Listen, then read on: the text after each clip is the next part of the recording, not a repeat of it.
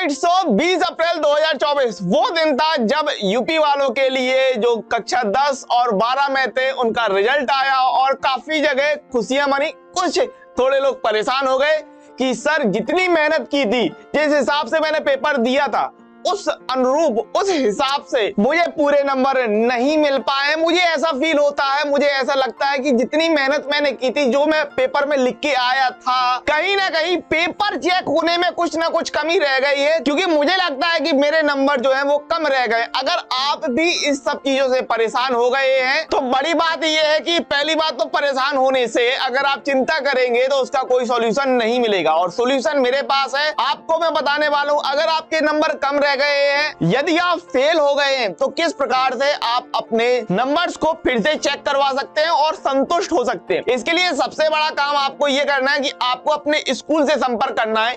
साथ ही अगर मैं बात बताऊं कि आपको और बड़ी बात क्या कर देनी है, तो बोर्ड परीक्षा में मिले अंकों से संतुष्ट नहीं है तो करा ले जांच। भाई जांच कराने का आपको मौका देता है यूपी बोर्ड, और इसके लिए स्क्रूटनी फॉर्म भरे जाते हैं जो कि अंतिम 14 मई तक भरे जाएंगे। लेकिन इसका मतलब ये नहीं कि आपको अंतिम समय तक इंतजार करना है। एक बात को समझ लें, यदि आपके नंबर कम आए हुए हैं, यदि आप फेल हो गए हैं, तो स्क्रूटनी फॉर्म जरूर से जरूर भर दें।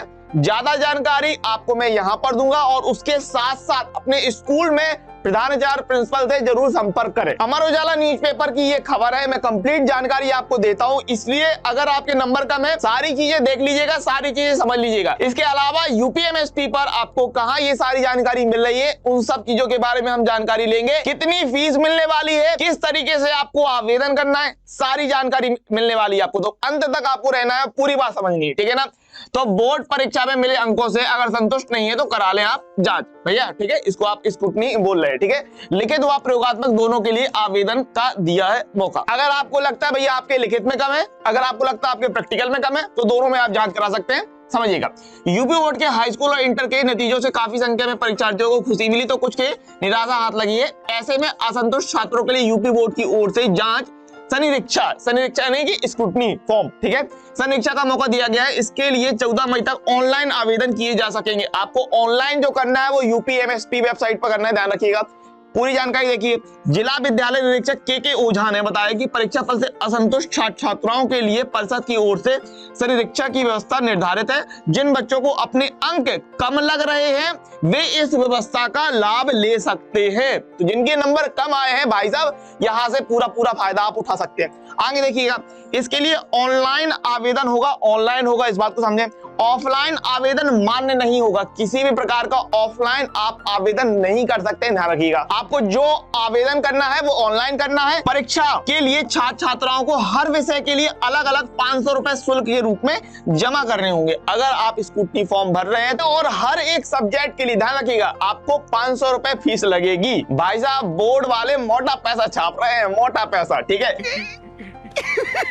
पैसा ही पैसा होगा। लेकिन वह प्रयोगात्मक परीक्षाओं के लिए शुल्क अलग देना होगा आपको। यहाँ पर भी अलग अलग सेपरेट वाला मामला चल रहा है। सनिरीक्षा के लिए आवेदन से संबंधित सभी जानकारी परिषद की वेबसाइट upmsp.edu.in पर उपलब्ध है। सनिरीक्षा के लिए अभ्यर्थियों को आवेदित विषयों के लिए निर्धारित शुल्क चालान के माध्यम से राजकीय कोषागार में जमा करना होगा। एक बात समझे पहले कि आपको पहले अपना ऑनलाइन आवेदन जमा करना है, इसके बाद आपको चालान जो है वो डाउनलोड करना है और उसको राजकीय कोषागार में जमा कराना है। ये सारी जानकारी आपको अपने प्रिंसिपल से और ज्यादा बेहतर तरीके से क्लैरिटी से मिलने वाली है। तो इस बात को आप इंश्योर करें कि आप अपने स्कूल के संपर्क में जरूर रहें। इसके अलावा क्षेत्रीय कार्यालय में बिना ऑनलाइन आवेदन अथवा कोरियर डाक से भेजा गया कोई भी आवेदन पत्र स्वीकार नहीं किया जाएगा। आप अगर ऐसा करते हैं कि ऑनलाइन नहीं करते हैं सबमिट और डायरेक्ट करते हैं, तो वो तो मान्य है ही नहीं। आवेदन के विवरण को डाउनलोड करके, सुनिएगा ध्यान से, मूल चालान के साथ सत्यापन को रजिस्टर डाक से 14 मई तक भेजा जाएगा। निर्धारित तिथि के बाद चालान जमा करके प्रेषित स्वीकार नहीं किया जाएगा। अब इस बात को समझे भाई, 14 मई आपकी लास्ट डेट है, और आपको उससे पहले तो ऑनलाइन आपको सबमिट कराना है, और वहां से डाउनलोड करने के बाद आपको राजकीय कोषागार में जमा करना है क्षेत्रीय कार्यालय में। यानी कि वहां पर भी आपको टाइम लगेगा। इसका मतलब आपको जितनी जल्दी हो सके ये काम कर लेना है, ठीक है। अधिक जानकारी के लिए विद्यालय के प्रधानाचार्य से भी संपर्क किया जा सकता है। तो ये पूरी जानकारी आपको यहाँ पर दी गई है। इसके अलावा मैं आपको बता दूं कि आपको वेबसाइट कहां पर जाना है। तो सबसे पहले आपको यूपीएमएसपी ओपन कर लेनी है। तो आप भैया गूगल पे आ जाइए। गूगल पे आने के बाद यहाँ पर अगर मैं बात करूं तो यहाँ पर आपके पास यूपीएमएसपी है, ठीक है।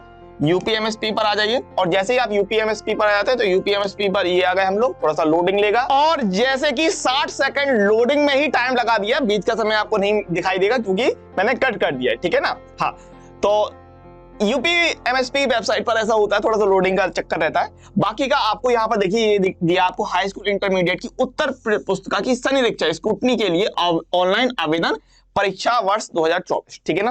तो यहाँ पर आपके पास ये शुरुआत में ही दिया जाता है। जैसे ही आप वेबसाइट ओपन करते हैं यूपीएमएसपी की, ठीक है, माध्यमिक शिक्षा परिषद उत्तर प्रदेश प्रयागराज की, जैसे ही करते हैं आपको शुरुआत में ये चीज आपको देखने के लिए मिल जाती है, ठीक है ना, यहाँ पर। और अब यहाँ से आपको क्या करना है, यहाँ पर आपको क्लिक करना है। जैसे ही आप यहाँ से जाते हैं तो यहाँ पर आपको ये सारी चीजें दे दी गई हैं। देखिए, हाई स्कूल के लिए ऑनलाइन आवेदन करने हेतु यहाँ क्लिक करें, इंटरमीडिएट के लिए ऑनलाइन आवेदन करने हेतु यहाँ क्लिक करें और अपना आवेदन पुनः डाउनलोड करें, ट्रेजरी चालान फॉर्म डाउनलोड करें। तो यहाँ पर आपके ये सारे ऑप्शन दिए गए हैं। इसके अलावा अगर आप यहाँ देखें तो यहाँ पर आपको ये कंप्लीट जानकारी यहाँ पर ये दे रहे हैं, ठीक है ना। डाउनलोड स्क्रूटनी नोटिफिकेशन, ठीक है ना, ये दे रहे हैं। इसके अलावा आप यहाँ पर अगर मैं बात करूं तो आवेदन करने के उपरांत भरे हुए आवेदन को डाउनलोड करके मुद्रित कर उसे जमा, यानी आप उसका निकाल लें, फोटोकॉपी निकाल लें, ठीक है ना।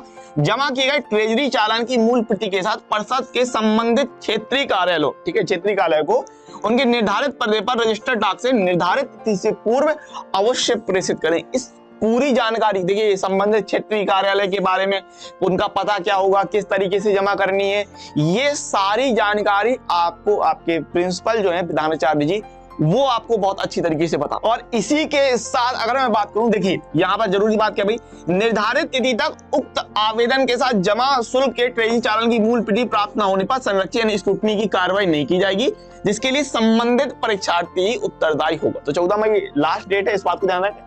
अगर मैं यहाँ पर बात करता हूँ, ठीक है ना, तो यहाँ पर अगर इसको डाउनलोड करने के लिए जाते हैं, ठीक है, और यहाँ पर अगर हम देखते हैं तो ये पूरी जानकारी यहाँ पर डाउनलोड करने पर आपको ये दिख जाएगा, ठीक है। कार्यालय सचिव माध्यमिक शिक्षा परिषद उत्तर प्रदेश प्रयागराज विज्ञप्ति, ठीक है।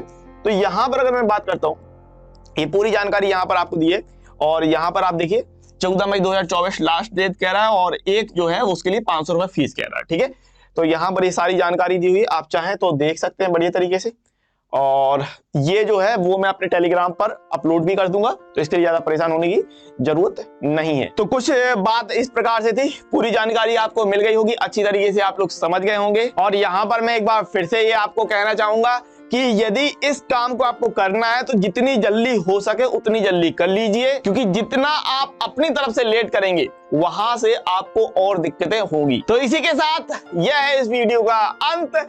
मिलेंगे अगले वीडियो लेक्चर में, तब तक के लिए हमें ध्यान रखिए, पढ़ते रहिए, खुश रहिए, आगे बढ़ते रहिए। तो इसी के साथ यह है इस वीडियो का अंत। मिलेंगे अगले वीडियो लेक्चर में, तब तक के लिए हमें ध्यान रखिए, पढ़ते रहिए, खुश रहिए, आगे बढ़ते रहिए। तो इसी के साथ यह है इस वीडियो का अंत। मिलेंगे अगले वीडियो लेक्चर में, तब तक के लिए हमें ध्यान रखिए, पढ़ते रहिए, खुश रहिए, आगे बढ़ते रहिए।